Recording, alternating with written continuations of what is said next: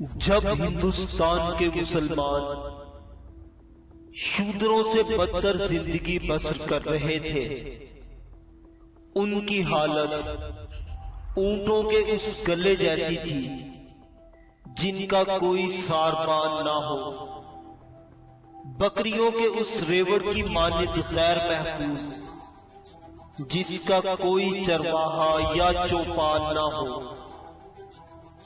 नहर वाला से नगर कोट तक, बनारस से लेकर भटिंडा तक, हिंदुस्तान के राजा पिथौरा और राय खांडे खूना शाम दरिंदों की तरह तन दनाते फिरते थे।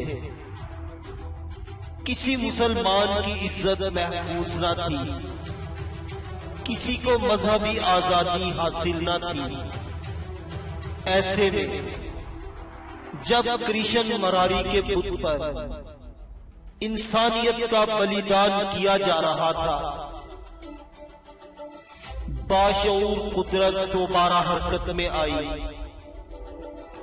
गजनी का वही किस्सा एक बार फिर लर्ज उठा, जिसमें से एक ऐसा रजले रशीद और कुछ शिकन निकलकर काबुल से सोमनाथ, सीस्तान से कश्मीर तक